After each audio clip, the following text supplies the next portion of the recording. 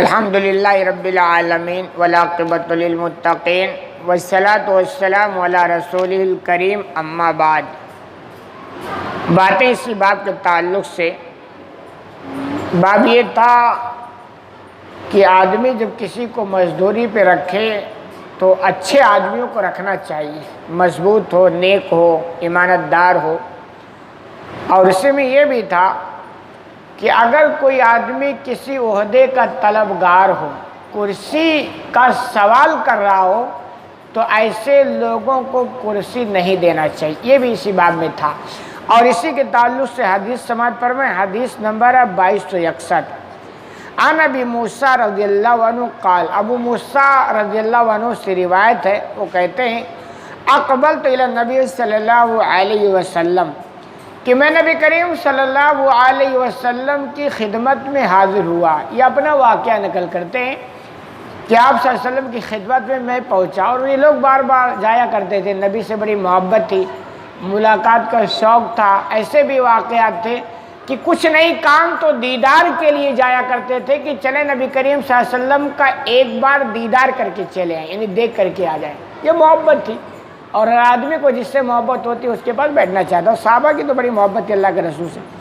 تو کہہ رہے میں آپ صلی اللہ علیہ وسلم کی خدمت میں گیا، میّ رجلان من الاشعریین، اور قبیلے اشعر کے 2 مرد اور بھی میرے ساتھ تھے، یعنی ہم 3 ہو گئے، ایک تو میں تھا اور 2 آدمی قبیلے اشعر کے اور بھی تھے، اور ہم تینوں نبی کریم صلی اللہ علیہ وسلم کی خدمت میں پہنچ گئے۔ کہہ رہے فقلت ما علمت انہما یطلبان العمل۔ ابو موسیٰ بیان فرماتے ہیں کہ میں نے کہا کہ میں نہیں جانتا کہ یقیناً یہ لوگ حاکم بننے کے طلبگار ہیں، یعنی کہنا یہ چاہتے ہیں، ایسا لگ رہا ہے یہ آئے ہیں، ان کو کچھ عہدہ چاہیے، کچھ کرسی چاہیے۔ فقال لن اولا، تو آپ صلی اللہ علیہ وسلم نے فرمایا ہرگز نہیں، یا آپ نے لا کہا یعنی نہیں۔ راوی کو شک ہے کہ آپ نے لن کا استعمال کیا ہے کہ لا کا استعمال کیا، دونوں کے معنی نہیں میں، لیکن تاکید میں تھوڑا فرق ہے۔ لن کے معنی ہوتا ہرگز نہیں، کوئی گنجائش ہی نہیں ہے، اور لا کا معنی ہوتا نہیں، سیمپل نہیں، تو دونوں کے معنی نہیں۔ راوی کو شک ہے آپ نے لن کہا یا لا کہا۔ تو کہہ رہے ہیں آپ نے فرمایا نستعمل علی عمل من ارادا، کہ جو بھی حاکم بننے کا طلبگار ہوتا ہے، خواہش مند ہوتا ہے، اس کو ہم عہدہ نہیں دیتے ہیں۔ یہ آپ نے 2 4 کی طرح الفاظ بیان فرمائے۔ تو بظاہر تو یہ سمجھ میں آتا کہ کوئی کہے صاحب مجھے مسجد کا متولی بنا دو، مجھے یہ کرسی دے دو، مجھے خزانچی بنا دو، تو اس سے صاف سمجھ میں آتا ہے کہ اس کو سے نٹ دینا چاہیے کہ صاحب آپ کو نہیں ملے گا کیونکہ آپ نے سوال کر لیا۔ لیکن یہ تفصیل کا تھوڑا طلبگار ہے، درکار ہے۔ اس کی وجہ یہ کہ شروع سے آپ دیکھیں کرسی کی محبت جن لوگوں کے دلوں میں ہوتی ہے، اکثر وہ لوگ دنیا دار ہوتے ہیں، اور کرسی کی لڑائیاں شروع سے چلی آ رہی ہیں، یہ کوئی نئی چیز نہیں ہے، ہر دور میں یہ ہو رہا ہے۔ اور آپ یہ بھی دیکھیں گے کہ کرسی کی لڑائی اکثر وہ لوگ کرتے ہیں جو کرسی کے لائق نہیں ہوتے، اور اس کے بعد کرسی پہ بیٹھ کر وہی کچھ ہوتا ہے جو نہیں ہونا چاہیے۔ ایک چیز ہے، اب مثال کے طور پہ ابھی آپ دیکھیں آپ کے مکرانہ میں کمیٹیوں کے انتخاب کا جو طریقہ رائج ہو گیا، ابھی ایک چناؤ ہوا آپ جانتے ہوں گے، وہ بتاتے یعنی ودھائک اور ایم ایل اے کا چناؤ فیل ہو گیا ہے۔ اس سے پہلے بڑی کمیٹی کا جو چناؤ ہوا ہے، سسٹم آپ دیکھ لیں، اچھا لڑنے والے بھائی، اور اس کے پیچھے پیسے اتنے خرچ ہو رہے اور سب کچھ ہو رہا ہے۔ سوال یہ ہے، اب یہ تو طلب ہو گیا نا، آپ کہو گے نہیں صاحب چونکہ وہ بڑے قوم کے فکر مند لوگ ہیں، قوم کی خدمت کرنا بڑی اچھی بات ہے۔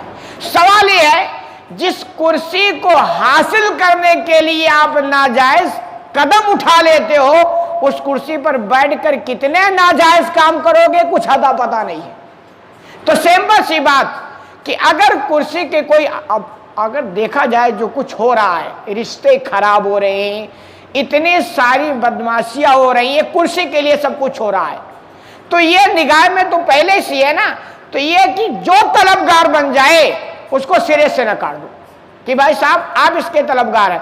ہاں یہ ہے کہ اگر کوئی ایسا آدمی ہے جو کہے صاحب مجھے اس کا عہدہ دے دو، تو اچھا اب وہ کیوں پیدا کھڑا ہوا؟ کوئی ایسا آدمی کہ دیکھ رہا ہے کہ جتنے لوگ اس عہدے کو سنبھالتے ہیں وہ اس لائق ہوتے نہیں اور اس پر بیٹھ کر گڑبڑی کرتے ہیں، تو کوئی سمجھتا صاحب میں اگر اس کا مالک بن گیا تو انشاءاللہ امید ہے کہ میں اس کو بڑے تمیز سے اور بڑے طریقے سے اس عہدے کو سنبھال لوں گا. ایسا کوئی بندہ ہے تو پھر آپ کو اس کی زندگی دیکھنی پڑے گی کہ صاحب اس کی زندگی کیسی ہے، اس کے اندر کتنا قوم کے فکر ہے، قوم کا جذبہ ہے، یعنی یہ ساری چیزیں دیکھنی.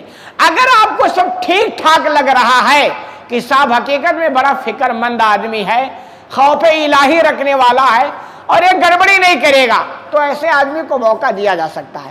لیکن ایک وہ بندہ جس کی زندگی ہی پوری فالٹ ہے، جس کو اپنی زندگی کے بارے میں ٹینشن نہیں کہ جو ہم کو زندگی ملی ہے اس کے بارے میں قیامت کے دن سے پوچھا جائے گا، اس کا ٹینشن نہیں ہے. وہ آدمی کرسی کا سوال کر رہا ہے تو اس کرسی کے بارے میں اس کو کیسے ٹینشن ہو جائے گا کہ اس کرسی کے بارے میں ہم سے سوال کیا جائے گا. تو یہ کہ اگر کوئی طلبکار ہے تو پہلے اس کی زندگی دیکھی جائے کہ ہے کیسا بندہ، کیا حقیقت میں اس لائق ہے. اور اکثر آپ دیکھیں نا جتنے لوگ دیندار لوگ ہوتے ہیں، اوریجنل دیندار، ڈپلیکیٹ دیندار نہیں، کچھ ایسے ہوتے ہیں نا جو اوپر سے دیندار ہوتے ہیں مگر اندر سے بڑے فالٹ ہوتے ہیں. تو جو اوریجنل دیندار ہوتے ہیں نا آپ دیکھیں گے وہ کرسیوں سے بہت دور بھاگ جاتے ہیں، ان کو کوئی انٹرسٹ نہیں ہوتا ہے. اور آپ دیکھیں گے اس وقت جتنے لوگ کرسی پر بیٹھے ہوں کسی بھی ڈپارٹمنٹ کے ہوں، بات بڑی ہو جائے گی، 100% کی بات تو نہیں کرتا ہوں لیکن اکثر کی بات کرتا ہوں، یہ وہ لوگ بیٹھے ہیں جو اس کے لائق نہیں ہیں، اس کے اہل نہیں ہیں، اس لیے گڑبڑی ہو رہی ہے. سوال یہ ہے کہ صرف ان کی غلطی نہیں ہے جو کرسیوں پر بیٹھ گئے ہیں، وہ ان کی بھی غلطی ہے جو کرسیوں پر بیٹھنے کے لائق ہے مگر بہت دور بھاگ کے رکھتے ہیں.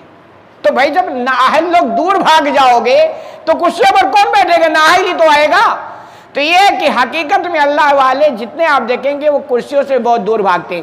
لیکن اگر کوئی اس لائق ہے اور قوم کے لوگ اس کو پکڑتے ہیں کہ صاحب آپ اس لائق ہو، اس کو سنبھالو، تو نہیں بھاگنا چاہیے، پھر آگے بڑھنا چاہیے کیونکہ قوم برباد ہو رہی ہے، لوگ برباد ہو رہے ہیں اس کے چکر میں. اب اگر آپ کو موقع دیا جا رہا تو اتنا کنارہ کشی بھی اختیار نہیں کرنا چاہیے. لیکن کوئی ایسے آدمی آیا طلب کر رہا ہے اور اس کی پوری لائف فالٹ ہے، آپ پوری زندگی دیکھتے ہو کچھ بھی نہیں ہے دین کے نام پر، تو ایسے لوگوں کو ڈائٹ منع کہ بھی حدیث میں اللہ کے رسول نے فرمایا کہ جو مانگتا ہے ہم اس کو نہیں دیتے ہیں. اللہ رب العالمین سے دعا ہے کہ العالمین تمہیں کہنے سنے زیادہ عمل کرنے کی توفیق عطا فرمائے.